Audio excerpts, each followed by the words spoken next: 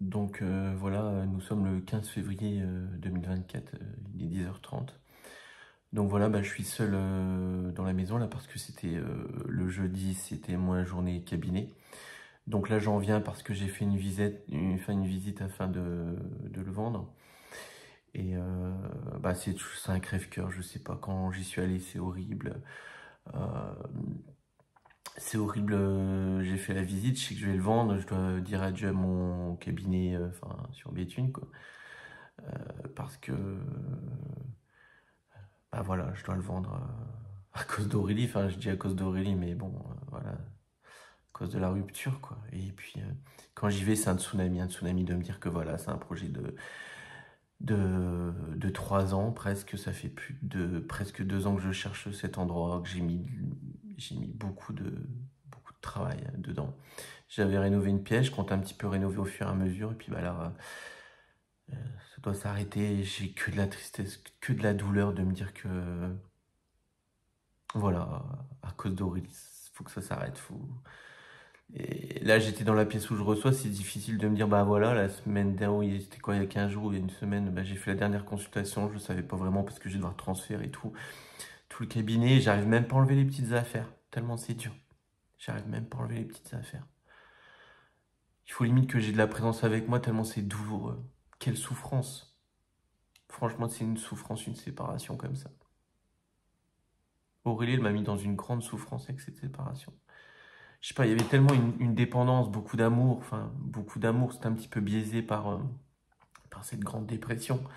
Mais, puis voilà, c'est vrai que ce cabinet-là, je sais pas, à chaque fois que j'y vais, je l'associe à du mal, en quelque sorte. Le mal, quand j'y revenais, la jalousie quand j'achetais de la décoration, c'était que de la jalousie par rapport à un bien.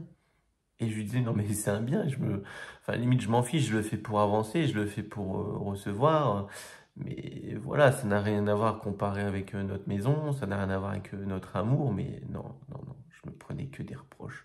C'est tu m'as abandonné, de toute façon, tu m'aimes pas, tu préfères ton cabinet, ton projet, c'est le cabinet, mais c'est pas la maison neuve, sachant que bah, voilà, dans la maison neuve, j'ai bricolé pendant 7 mois. Mais non, c'était toujours une confrontation. Puis là, ouais, j'ai beaucoup de peine au même titre que. Bah là, des derniers plaisirs d'Aurélie, ça a été de. Elle me l'a dit quand on s'est séparés, d'avoir partagé une petite pâtisserie dans le cabinet. On était passé tout près d'une boulangerie, on s'était pris 2 pâtisseries, puis je sais plus pourquoi on devait amener des choses au cabinet ou de la décoration, puis on avait pris un petit temps. Et là, ce temps-là, elle me l'a dit, c'était l'un de ses meilleurs temps qu'elle avait pu passer auprès de moi dernièrement. C'est vrai que c'était beau, c'était fort. Et c'est pareil, là, je suis repassé tout près de la boulangerie et je pense à Aurélie. Je me dis, ouais, il faut que j'apprenne à vivre pour moi.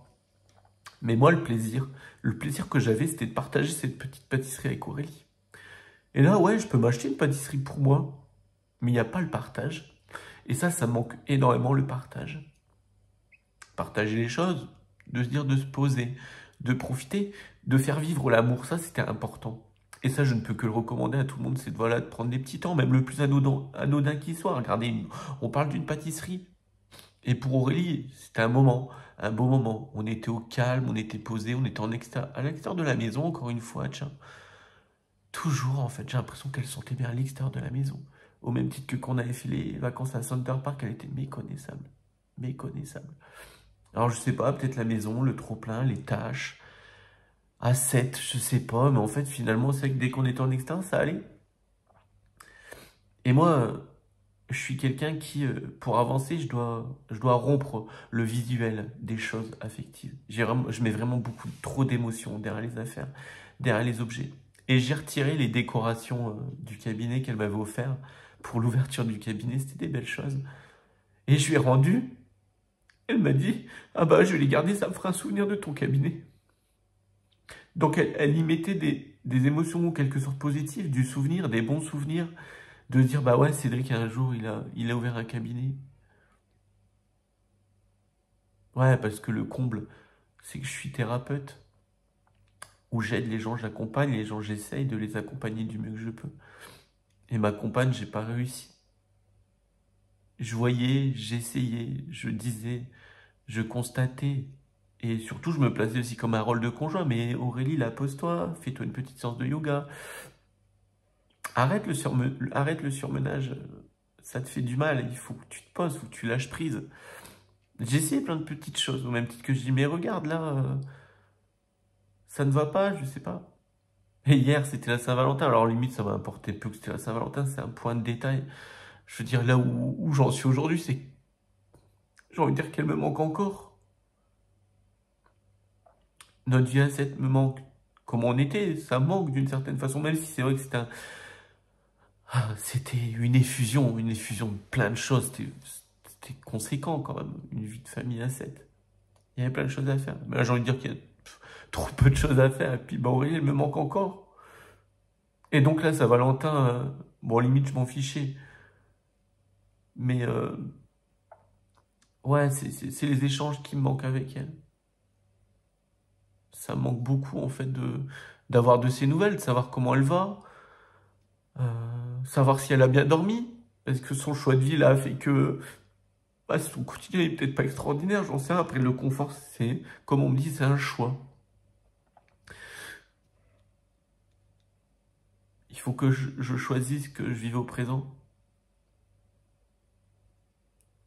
Et donc, j'avais observé beaucoup de ses mal-être, sa grande dépression. J'aurais tellement voulu qu'elle se stabilise avant de prendre sa décision.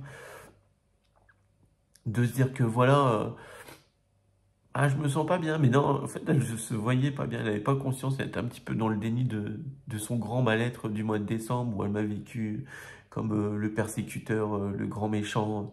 Et j'ai senti hier quand elle est venue chercher des affaires, elle était encore dans, ouais, bon, c'est des affaires de ton ex, je veux pas, t'es encore dans l'animosité, la colère.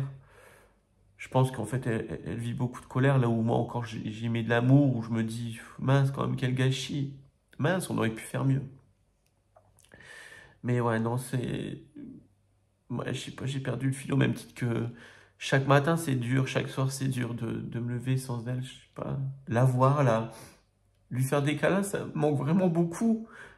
Et on n'a vraiment pas une bonne relation aujourd'hui. Bah forcément, enfin, il y a de l'animosité, il y a de la colère des deux côtés. Moi je suis un peu en colère, mais elle, je pense qu'elle est très en colère aussi finalement. Là, maintenant, bah, il faut se débarrasser de la maison. Pareil, quand j'ai reçu le mail du notaire où il nous demande d'acter la fin, je me suis dit, voilà, c'est pareil. J'avais toujours pour espoir et j'ai encore pour espoir, mais je sais que je suis dupe. De me dire qu'elle revienne, comme Charlotte, mon amie, me dit, vis dans le présent, tu peux pas revivre ce que... Je pense que tu serais pas capable de revivre ce que tu as vécu. Mais j'aimerais tellement la connaître saine, avoir une vie où elle est saine, où il n'y a pas ces sentiments de dépression, de noirceur, de tout noircir, de se rendre compte que ouais, c'est un aléa de la vie, ouais, c'est une contrainte de vie, oui, c'est une tâche. Mais sans plus, ça surmonte. Là, tout lui paraissait insurmontable. Alors j'aimerais bien savoir si son quotidien aujourd'hui lui paraît insurmontable ou s'il lui paraît plus facile. Alors c'est sûr, ça ne peut que lui paraître plus facile. Elle vit seule, elle a plus mon regard, elle a plus ses contraintes, elle a plus cette grande maison à gérer. J'avais tellement envie de mieux. Le cabinet, c'est un crève-cœur. La maison ici, ça va, j'arrive à gérer. J'essaie vraiment de rebondir par rapport au présent. De me dire que voilà, ça va être ma maison, je vais en profiter. Je suis tellement déçu d'avoir vécu avec une femme dépressive comme ça. Aurélie, elle méritait mieux aussi pour elle. Quand je dis ça, c'est un peu égoïste, mais elle aussi, j'aurais voulu que ce soit mieux pour elle. Ça doit pas être facile. Enfin, j'en sais rien, peut-être que je me trompe, peut-être que là, elle est plus dépressive parce que c'était que moi le problème, je sais pas, je ne saurais jamais. Il n'y a pas de communication hormis pour l'argent, et puis Arthur, il n'y a pas d'échange de comment vas-tu. Aurélie me manque, mon passé me manque, c'est vraiment pas une vie que j'ai choisi d'être seule comme ça. Aujourd'hui, c'est pareil, c'est une journée, c'était censé être cabinet, puis c'est difficile. J'arrive même pas, je me mets en off, je peux pas. J'ai des demandes, j'y arrive pas. J'aurais tellement aimé mieux. Mais bon, je sais qu'elle ne reviendra pas. Je sais que le point de non-retour, il est quasiment atteint. Là, on va signer chez le notaire. Je vais essayer de racheter la maison. Et ce sera trop tard. C'est dur, c'est beaucoup de difficultés. J'ai même pas envie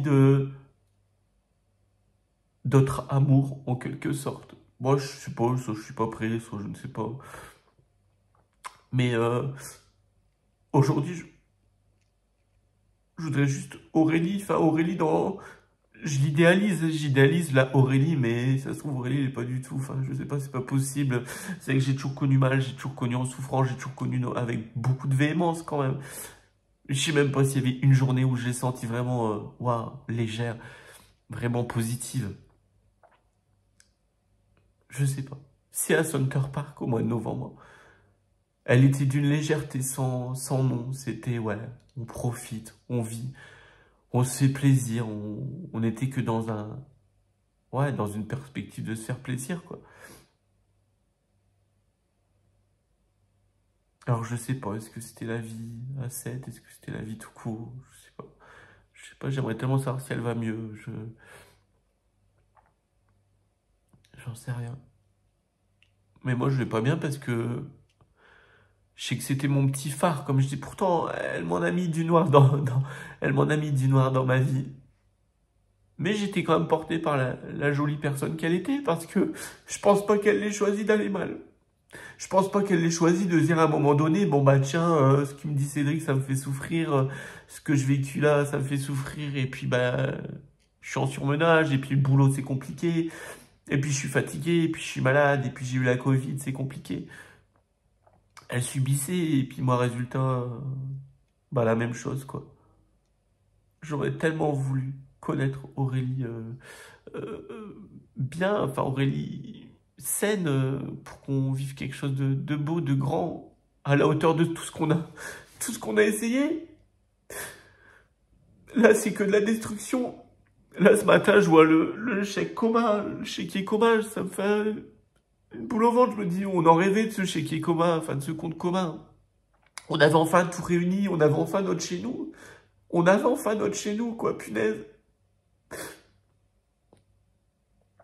Mais ça n'a pas été suffisant, elle le sentait pas bien. Ouais, c'est dur, franchement. C'est dur d'avoir vécu avec une femme dépressive. Peut-être plus encore, je sais pas. Avec le petit moment de paranoïa là du mois de décembre où... Et moi, je sais pas, je veux plus espérer. Je veux plus, ça fait mal. Ça fait mal. Maintenant, il faut que je vive au présent et puis que j'essaye de me reconstruire, que j'essaye de profiter, que je me retrouve moi-même aussi parce que 2023, ça a été Alors, ça a été d'une complexité aussi, entre le bricolage, le cabinet qui était en parallèle, entre guillemets, mon développement d'activité. Ensuite, il a fallu s'occuper de Cocteau. Ensuite, il a fallu le déménagement. Ensuite, il a fallu prendre ses marques, tout ranger, etc. Aurélie, pourquoi t'as pas vu tout ça? Pourquoi tu nous as pas laissé du temps? Fuir. Fuir, c'était tellement simple. Tellement simple et dur pour toi, je crois que ça a été une épreuve aussi pour toi. Mais quand même, je trouve qu'on méritait mieux qu'une fuite comme ça, aussi vite, aussi rapide. T'avais peur, t'avais juste peur aussi du lendemain, t'avais peur que ça recommence, t'avais peur qu'on ait des crises, t'avais peur que ça se passe mal. C'est tellement dommage. Essayer de voir, de constater que la maison neuve, ça nous aurait peut-être fait du bien, et puis attendre qu'on profite, et puis attendre que ça aille mieux, et puis, enfin, je sais pas, on était toujours dans ces attentes, on me dirait, mais ouais, je sais pas quoi faire. Je suis toujours perdu, l'attendre, pas l'attendre, passer à autre chose. De toute façon, j'ai pas le choix, je passe à autre chose, je me reconstruis, je vais quand même mieux. Mais c'est dur, franchement, tout ce que j'ai vécu, c'est dur. 2023, c'était dur. 2024, c'est un début d'année sacrément dur. Mais bon, comme on dit, la vie continue, il faut vraiment penser à ses enfants, penser au bien de ses enfants. Il n'y a que ça qui compte, et puis penser aux proches, et puis de se dire que un meilleur demain nous attend. Alors, et le meilleur demain se fera grâce au présent. Alors, je vais faire du mieux que je peux.